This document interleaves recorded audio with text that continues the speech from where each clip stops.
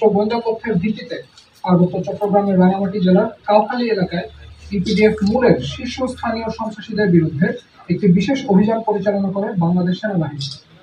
অভিযানের সময় সেনাবাহিনী ইউপিডিএফ মূল সন্ত্রাসীদের একটি গোপন আস্তানার সন্ধান পায়। সেনা সদস্যদের উপস্থিতি টের পেয়ে সন্ত্রাসীরা দ্রুত পালিয়ে যায়।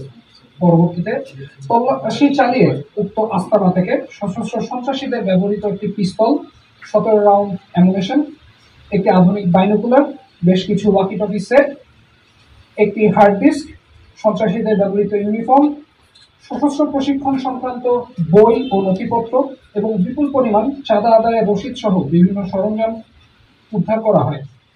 উল্লেখ্য যে অভিযান চলাকালে ইউপিডিএফ মূল তাদের চিরাচরিত কৌশল অনুযায়ী কিছু সংখ্যক পাহাড়ি মহিলা দ্বারা বিক্ষোভ প্রদর্শনের মাধ্যমে অভিযানে বাধা প্রদানের অপচেষ্টা করে এবং আটককৃত গোলাবারুদ ও সরঞ্জামাদি ছিনিয়ে নেওয়ার চেষ্টা করে।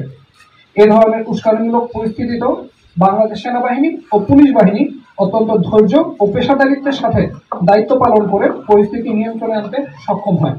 পাহাড়ের শান্তি বিনষ্টকারী এবং সার্বভৌমত্বের প্রতি হুমকি প্রদানকারী সকল সন্ত্রাসীদের বিরুদ্ধে সেনা অভিযান চলমান থাকবে।